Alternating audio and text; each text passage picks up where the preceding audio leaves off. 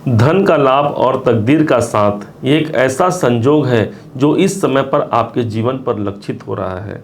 कैसे इसी समय पर शुक्र और गुरु मिलकर के आपके जीवन को लाभान्वित करा पाते हैं, इसी बात पर यह वीडियो आधारित है।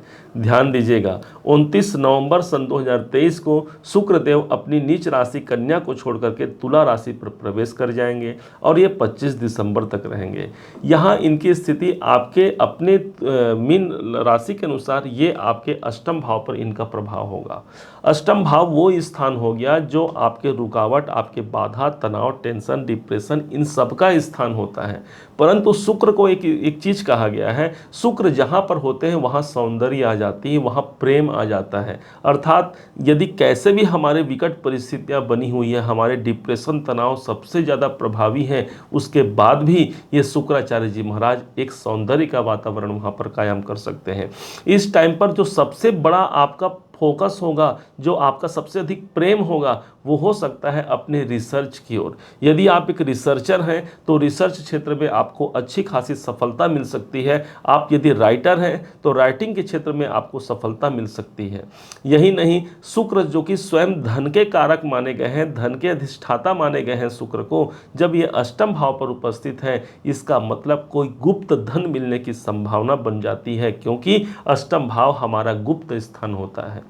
इस समय पर कोई ऐसे धन की प्राप्ति हो जाना जो शायद अब तक नहीं हुआ था, या फिर जहां से सिर्फ हमें तारीख पर तारीख मिलती जा रही थी, परंतु वो इवेंट हमारे जीवन पर यदि घटित नहीं हो रहा था, ये समझिए अष्टम भाव पर शुक्र यहाँ पर स्थित है।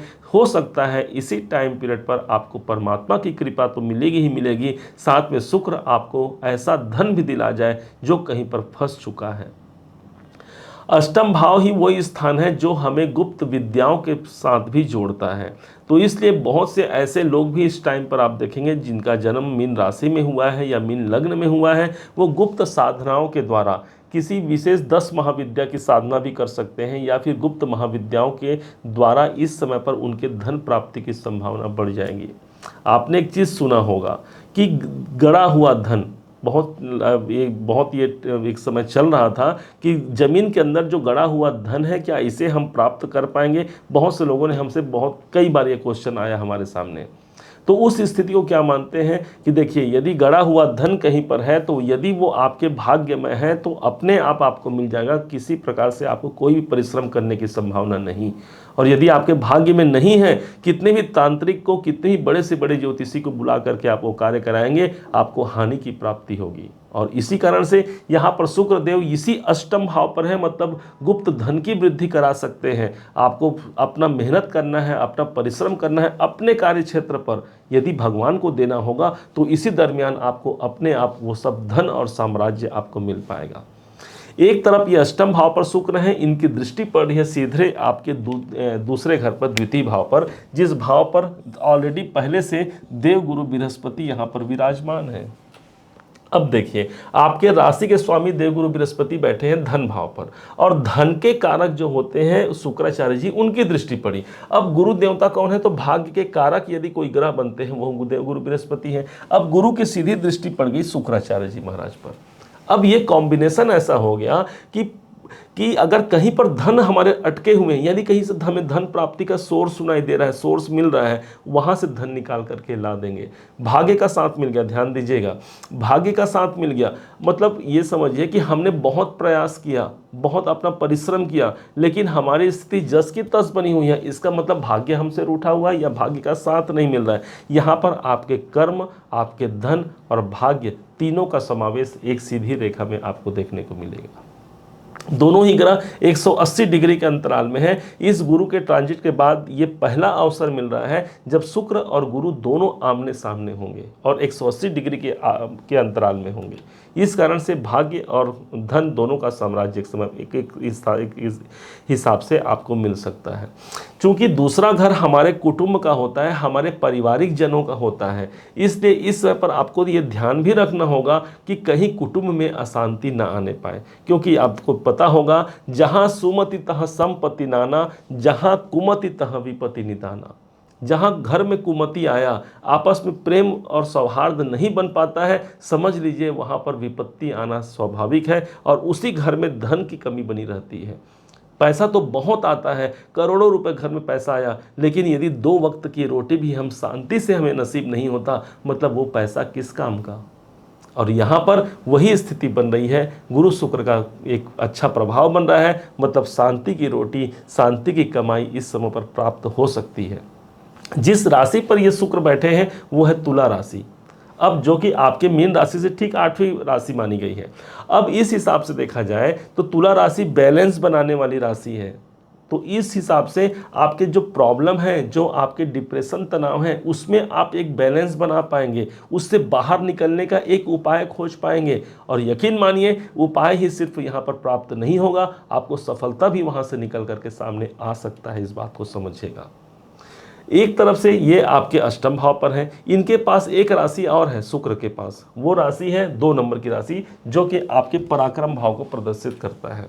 मतलब पराक्रम भाव के स्वामी का अष्टम में जाना, हो सकता है इस टाइम पर कुछ आप ज़्यादा साहस, ज़्यादा पराक्रम न दिखा पाएँ, या फिर आपके पराक्रम कुछ समय के लिए अभी निर्बल हो सकते हैं, लेकिन निर्बल के बलराम कहा गया है।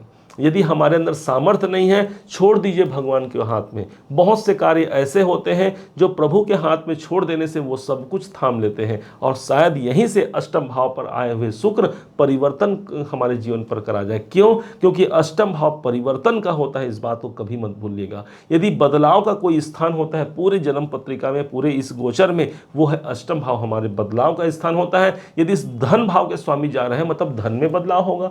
शुक्र यदि जा रहे हैं, मतलब शुक्र कुटुंब के कारक है, कुटुंब में बदलाव होगा। शुक्र हमारे दाम्पत्य के कारक माने गए हैं, इससे दाम्पत्य में भी इस समय पर आपको सतर्क रहने की आवश्यकता रहेगी। अष्टम भाव पर जाना पति या पत्नी के लिए बहुत अच्छा अनुकूल नहीं माना जाता, उनके स्वास्थ्य के लिए आपको निरंतर प्रयास करना हो सकता है। अब कैसे इसी शुक्र के गोचर के दरमियान हम इनसे बहुत लाभ ले सकते हैं, बहुत धन की वृद्धि करा पाते हैं, इस पर हम अब विचार करने जा रहे हैं। ध्यान दीजिएगा आपको करना क्या है, इलायची जो होता है, छोटा इलायची, हरे रंग की जो इलायची आप घर में जिसको मुख शुद्धि के लिए हम यूज़ करते हैं, ये इलायची लेकर के 108 दाना इसमें गिन लीजिए। और शुक्रवार के दिन प्रातःकाल सुबह का समय, जो जिस समय पर आप जल्दी से जल्दी उठने का प्रयास कीजिए, अधिकतम 8-9 बजे के अंदर ही ये कर लीजिए तो ज़्यादा अच्छा होगा। एक अग्नि प्रज्वलित कर लीजिए, एक हवन कुंड बना लीजिए, और उसी में उस इलायची को घी में डुबा डुबा करके आहुति करना प्रारंभ कीजिए। मंत्र बोलिए ओम सुम शुक्राय नमः, और प्रत्येक आहुति आप बड़े श्रद्धापूर्वक देते जाइए।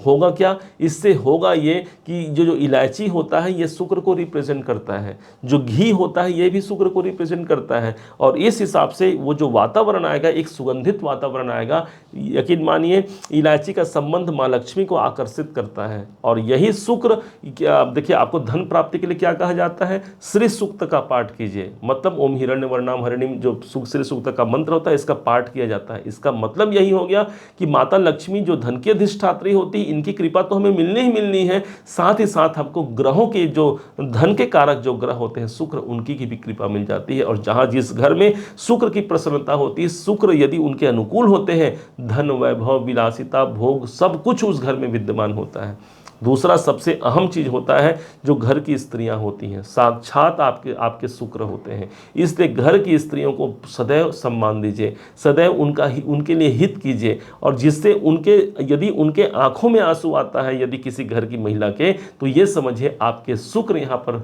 रुष्ट हो गए हैं, या शुक्र के जो परिणाम जो पॉजिटिव मिलने चाहिए वो मिल ही नहीं सकता, कितने भी अच्छे आपकी कुंडली पर शुक्र की स्थिति हो। घर की महिलाएं यदि पीड़ित है, ये शुक्र अपने आप पीड़ित हो जाता है। इसलिए अपने घर की महिलाओं को सही रखिए। अब इसके बाद क्या भाई, हम बाहर के महिलाओं को नहीं, सभी महिलाओं में जो समदृष्टि रखता है उसका शुक्र हमेशा स्ट्रांग रहेगा। ध्यान दीजिएगा, रावण जो लंकाधिपति राजा रावण थे, उसको आपने सुना होगा, आपने कभी इस बात को देखा होगा कई कथा कहानियों में, कि रावण के पास सभी 9 ग्रह उनके साम्राज्य में रहते थे, उनके अधीन थे, रावण के अधीन थे 9 ग्रह।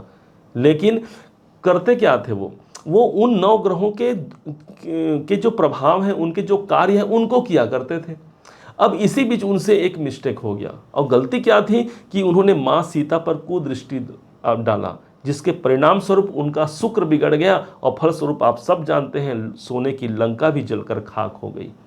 इसी कारण से सदैव स्त्रियों का सम्मान करना, उनके हित के लिए अपना कार्य करना आपके शुक्र को सदैव स्ट्रांग रखेगा, मजबूत रखेगा। और जब ये शुक्र आपका मजबूत होता है तो धन वैभव और सब कुछ ला करके आपके जीवन पर ये ला करके छोड़ देता है। उम्मीद है आप सबने इसे समझा है, आप सबने इसे जाना है। यदि आपने इसे समझा है, जाना है, मेरे समझाने का प्रयास यदि आपको सार्थक लगा हो, मेरे समझाने का तरीका यदि आपको सार्थक लगा हो, तो हर बार की भांति इस बार भी अपना प्यार भरा लाइक और कमेंट करना कभी मत भूलिएगा। और हाँ, यदि अभी तक आपने चैनल को सब्सक्राइब नहीं किया है, सब्सक्राइब भी कीजिएगा। पुनः एक बार फिर आप सभी का दिवस बहुत मंगलमय हो, इन्हीं शुभकामनाओं के साथ। जय श्री राम।